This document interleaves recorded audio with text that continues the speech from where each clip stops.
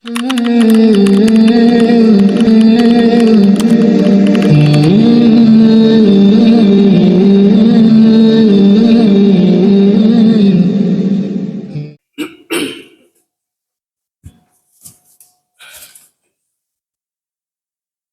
hamdalillah nahmaduhu wa nasta'inuhu wa nastaghfiruh wa na'udzu billahi min shururi anfusina wa min sayyiati a'malina may yahdihillahu fala mudilla lahu wa may yudlil fala hadiya lahu asyhadu an la ilaha illallah wahdahu la syarika lah wa asyhadu anna muhammadan abduhu wa rasuluh sallallahu alaihi wa sallam wa sallam. Ya ayyuhalladzina taqullaha haqqa tuqatih wa la tamutunna illa wa antum muslimun. Ya ayyuhan nasu taqu rabbakum alladzi khalaqakum min nafsin wahidah wa khalaqa minha zawjaha wa batha minhuma rijalan katsiran wa nisaa'a wattaqullaha alladzi tasaaluna bihi wal arham innallaha kana 'alaikum raqiba. Ya ayyuhalladzina taqullaha wa qulu qawlan sadida yuslih lakum a'malakum wa yaghfir lakum dhunubakum wa may yuti'illaha wa rasulahu faqad faza fawzan 'azima. Fa inna asdaqal hadits kitabullah wa khairal hadi Muhammad sallallahu alaihi wasallam wa syarrul umuri muhdatsatuha wa kullu muhdatsatin bid'ah wa kullu bid'atin dhalalah wa kullu dalalah finnar. Muslimin rahimani wa rahimakumullah. Alhamdulillah pada hari ini marilah kita senantiasa meningkatkan ketakwaan kita kepada Allah Subhanahu wa taala seraya bersyukur nikmatnya, nikmat berupa iman, Islam, kesempatan, kesehatan yang Allah telah anugerahkan kepada kita semua sehingga kita datang ke sini guna melaksanakan secara berjamaah insyaallah. Salam dan salam senantiasa tercurahkan kepada diri Rasulullah SAW beserta keluarga, para sahabat dan orang-orang yang senantiasa mengikuti sunnahnya hingga akhir mati. Allahumma shalli ala nabi karim wa ala alihi wa sahbihi wa man tabi'ahum ila yaumiddin amma ba'd. Sudah menjadi sunnatullah di dunia ini bahwa setiap sesuatu pasti ada lawan katanya atau sering kita sebut kebalikannya. Contoh sederhana, pendek adalah kebalikan dari panjang, bergerak lawan dari diam dan seterusnya. Dua hal yang berlawanan ini tidak mungkin bersatu. Bila salah satunya ada, maka yang lain akan hilang. Misalnya, seorang tidak mungkin bergerak dan diam secara bersamaan. Dia hanya bisa bergerak saja atau diam saja. Demikian juga dalam ibadah. Taat adalah lawan daripada maksiat. Iman adalah kebalikan dari kufur dan seterusnya. Dalam masalah ini, ada dua hal yang berlawanan yang wajib diketahui dan diperhatikan oleh setiap muslim. Karena dengan mengetahuinya, ia akan selamat dan bahagia di dunia dan di akhirat. Sementara jahil dan tidak peduli terhadapnya adalah sebab terbesar kesengsaraan dan kebiasaan. Tauhid versus syirik. Itulah dua hal yang berlawanan dan tidak akan pernah menyatu. Bila ada tauhid, maka hilanglah syirik. Dan tauhid akan hilang bila ada syirik. Oleh karena itu, mengetahui hakikat syirik dan macamnya merupakan pokok agama Islam agar setiap muslim tidak terjerumus di dalamnya. Syirik adalah mempersekutukan Allah Subhanahu wa taala dengan memalingkan salah satu ibadah kepada makhluknya. La ilaha illallah mewajibkan seorang muslim untuk beribadah hanya kepada Allah Subhanahu wa taala semata, bernazar hanya untuknya, berdoa hanya kepadanya, berkurban hanya untuknya, takut hanya kepadanya, berharap darinya, bertawakal hanya kepadanya, hidup dan matinya hanya bagi Allah Subhanahu wa taala. Ketika seorang memalingkan salah satu ibadah kepada selain Allah, Misalnya berkurban atau menyembelih untuk jin, berdoa dan memohon kepada orang mati atau kuburan, maka ia telah melakukan syirik yang akan membatalkan dan menghapuskan tauhidnya. Karena syirik dan tauhid adalah dua hal yang saling berlawanan dan tidak akan pernah menyatu. Bila tauhid la ilaha illallah memiliki keutamaan yang pasti dirindukan oleh setiap muslim, maka bahaya dan keburukan syirik adalah sesuatu yang semestinya patut dibenci, ditakuti dan dihindari. Di antaranya bahaya dan keburukan syirik adalah dosa yang tidak mengampuni oleh Allah Subhanahu wa taala bila tidak bertaubat sebelum meninggal. Allah Subhanahu wa taala berfirman dalam surah An-Nisa ayat 48, A'udzu billahi minasyaitonir rajim. Innallaha la yaghfiru an yushraka bihi wa yaghfiru ma dzalika liman yasha wa man yusyrik billah faqad iftara itsman 'azima. Sesungguhnya Allah tidak akan mengampuni dosa syirik itu dan mengampuni dosa selain syirik itu. Pada siapa yang melakukan kesyirikan, maka dia telah mengadakan dosa yang paling besar. Kedua, syirik menyebabkan seorang masuk neraka dan kekal di dalamnya bila ia mati sebelum bertobat. Allah Subhanahu wa taala berfirman dalam surah Al-Maidah ayat 72, "Innahu may yusyrik billah faqad harramallahu 'alaihi jannah wa ma'wahu nar wa ma lidzalimin min ansar." Barang siapa yang mensyirikkan Allah Subhanahu wa taala, maka pasti Allah mengharamkan baginya surga dan tempatnya di neraka selama-lamanya, dan tidak ada penolong bagi orang yang zalim. Siapa itu orang zalim? Yaitu orang yang syirik kepada Allah Subhanahu wa taala. Kemudian syirik mengharamkan surga bagi pelakunya. Kemudian syirik menggugah tauhid dan amal ibadah yang lain. Allah Subhanahu wa taala berfirman dalam surah Az-Zumar ayat 5, "Laqad uhiya ilaika wa ilal ladzina min qablika la in asyrakta la yahbatanna 'amaluka wa la takunanna minal khasirin." Dan sungguh kami telah memberi wahyu kepada orang sebelum kamu dan kepadamu, la in asyrakta, jika engkau mempercayai Allah, la yahbatanna 'amaluka, pasti semua amalmu terhapus kata Allah. Salatmu, puasamu, hajimu, zakatmu, semua terhapus kata Allah Subhanahu wa taala. Wala takunanna minal khasirin, dan kamu termasuk orang yang merugi di akhirat kelak.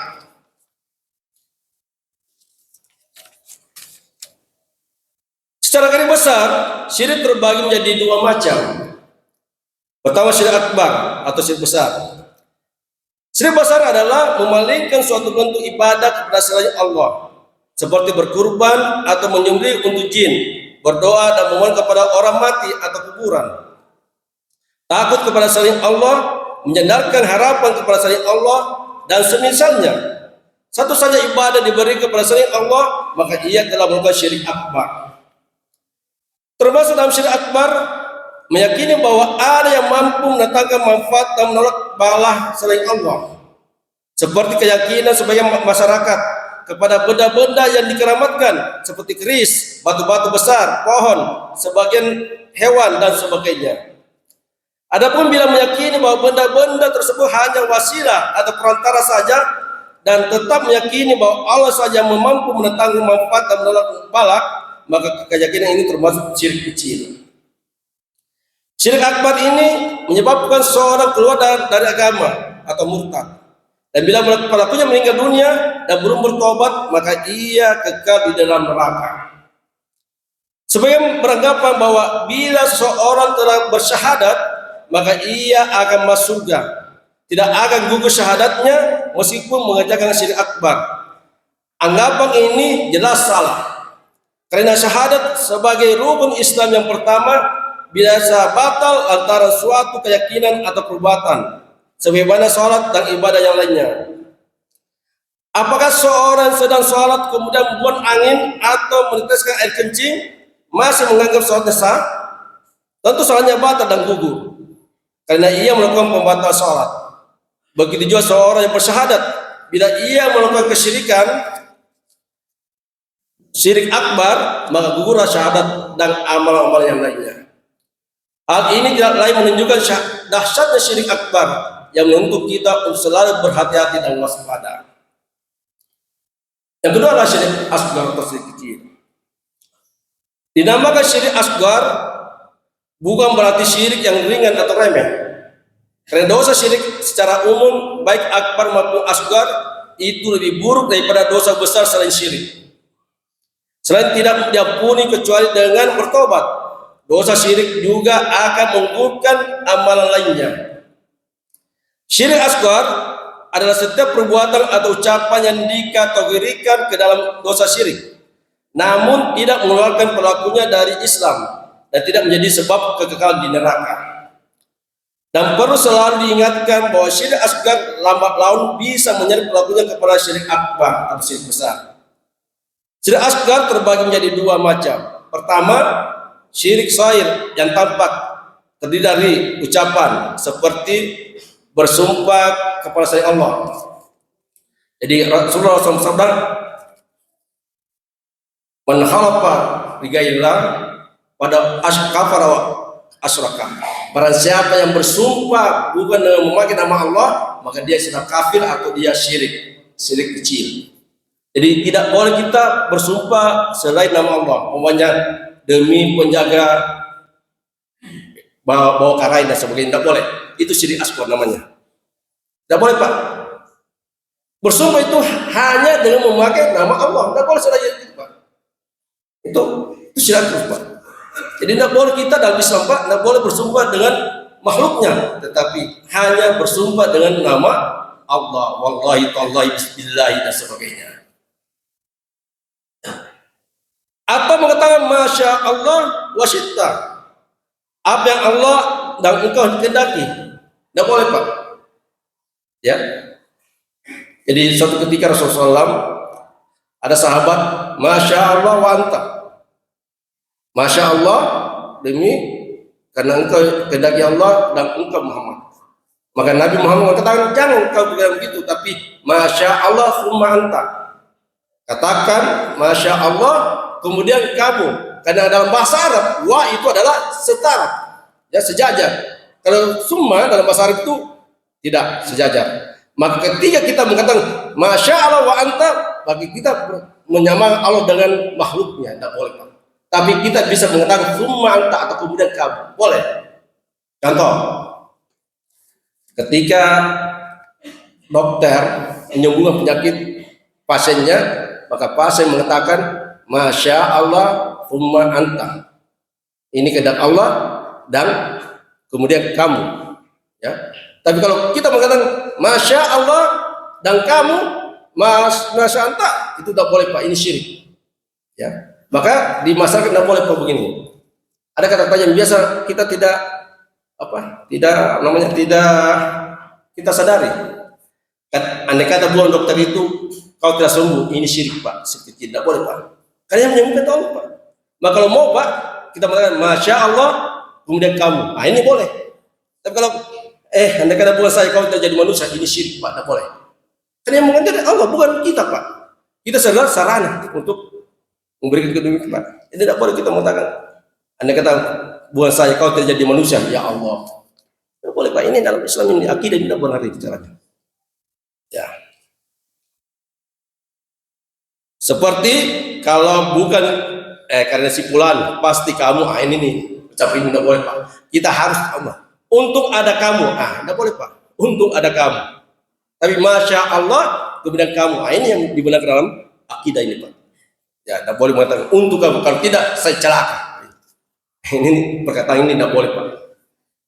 Kemudian perbuatan tadi ucapan seperti memakai gelang, anting-anting, menggantungkan kalung, keris batu dengan meyakini bahwa benda-benda tersebut menjadi sebab atau sarana untuk menolak bala dan musibah. Namun bila diyakini, jadi kalau umumnya, Pak, ada anting-anting atau apa saja, kalau kita coba sebab saja, Pak, bukan dia menolak bala, maka itu syirik kecil, Pak. Tetapi kita yakin bahwa apa yang kita pakai itu punya anting-anting atau gelang bisa menolak bala, itu syirik akbar. Karena yang bisa menolak bala cuma Allah, bukan makhluknya, Pak. Cuma Allah. Nah ini harus perhatikan, Pak. Karena di masalah banyak sekali kata-kata gini, Pak, yang jatuh dalam kesyirikan kepada Allah Subhanahu Wa Taala. Kemudian berikutnya adalah syirik khafi yang sama dan tidak tampak. Ya, syirik jenis ini sering menyakiti niat dalam beribadah kepada Allah Subhanahu Wa Taala. Rasulullah SAW bersabda, tiada yang lebih aku takutkan menimpa kalian daripada syirik asgar. Inna ma'akhafu alaihi asyirku asgar. Maka Rasul, para sahabat, apa itu syirik asgar itu? Ar-riya. Jadi para sahabat bertanya, apa syirik asgar itu? Wahai Rasulullah, beliau menjawab ar-riya. Contoh dari syirik khafi adalah riya dan sum'ah. Riya adalah mengerjakan ibadah karena ingin dilihat dan kemudian dipuji. Sedangkan sum'ah adalah melakukan ibadah karena ingin didengar dan kemudian dipuji. Nah, contohnya ada sumbangan, ada si A ini menyumbang 1 juta, si B ini 5 juta. Kemungkinan apa? Si pengurus cuma tahu si A, jadi dia mengumumkan 1 juta, dilupa si B. Apa kata si B? Saya tidak sumbang lagi. Kenapa? Tidak sebut nama. Ini adalah sumpah, Pak. Ini syirik kecil, Pak. Tidak boleh, Pak. Ya, ini sumpah.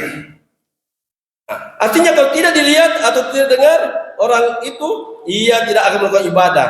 Maka riya dan sum'ah seperti ini dikhawatirkan menjadi sifat nifak, kemunafikan yang akan membuka pahala. Karena yang dimaksud dalam syirik asgar khafi adalah riya dan sum'ah yang sedikit, yang datang tiba-tiba dan bukan menjadi pendorong dalam melakukan ibadah. Meskipun syirik terbagi menjadi 2 seperti penjelasan di atas, namun seorang muslim akan selalu berhati-hati agar tidak terjatuh ke dalamnya. Ia tidak akan menganggap remeh syirik asgar dan selalu berlindung kepada Allah Subhanahu wa taala dari segala macam syirik. Baik itu akbar maupun asgar yang tampak maupun yang tersembunyi. Barakallahu li wa lakum fil Qur'anil karim wa nafa'ani wa iyyakum bihi min ayati wa dzikril hakim. Wa taqabbal minni wa minkum tilawata innahu ghafurur rahim.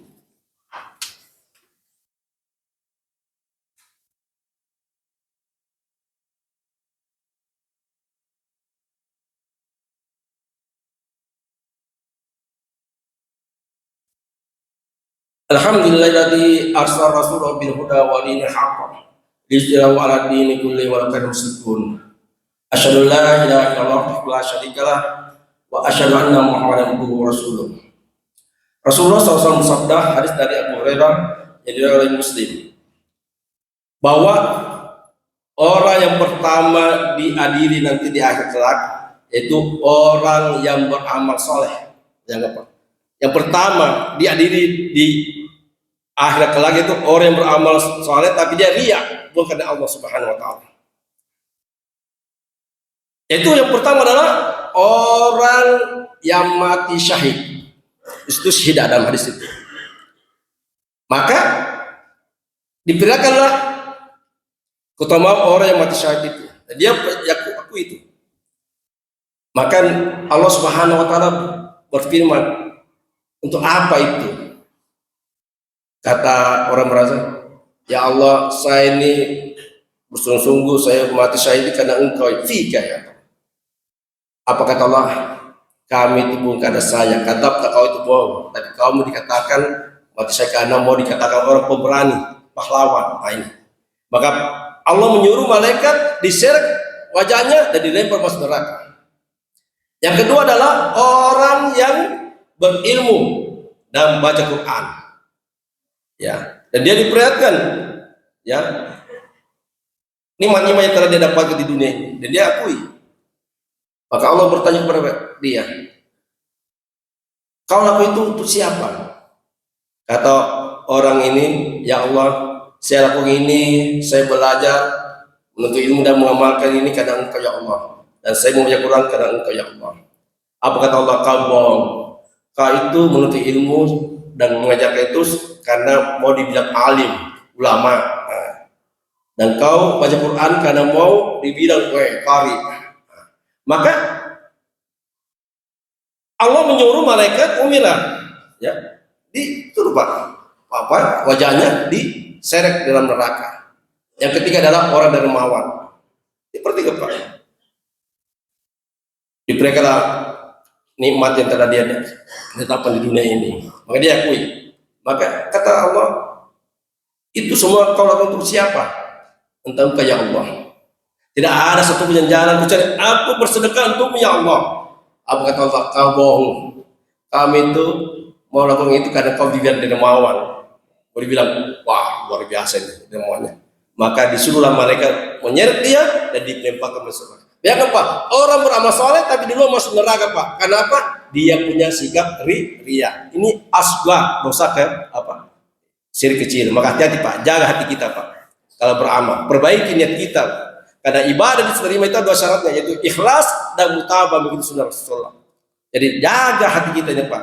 Jangan sampai kita jatuh dalam kesyirikan. Wa'lamu anna Allah qad qala kadima wa qala Allah ta'ala wa huwa asdaqul qailin innallaha wa malaikatahu yusholluna 'alan nabi ya ayyuhalladzina amanu shallu 'alaihi wa sallimu taslima Allahumma shalli 'ala Muhammad wa 'ala ali Muhammad kama shallaita 'ala Ibrahim wa 'ala ali Ibrahim innaka Hamidum Majid Allahumma barik 'ala Muhammad wa 'ala ali Muhammad kama barakta 'ala Ibrahim wa 'ala ali Ibrahim innaka Hamidum Majid.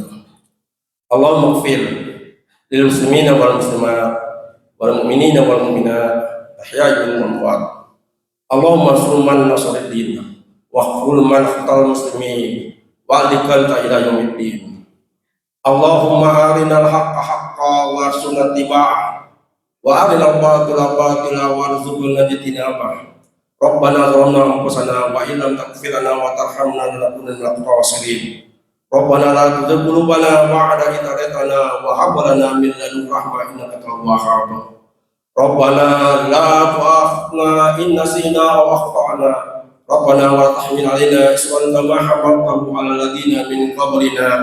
Rabbana wa la tuhammilna ma la taqata lana bih wa'fu 'anna waghfir lana warhamna anta maulana fansurna 'alal qaumil kafirin. Rabbana atina fid dunya hasanah wa fil akhirati hasanah wa qina adzabannar. Wa sallallahu ala Muhammadin wa ala alihi wasallam wa akhiru da'wana alhamdulillahi rabbil alamin wa aqim shalah.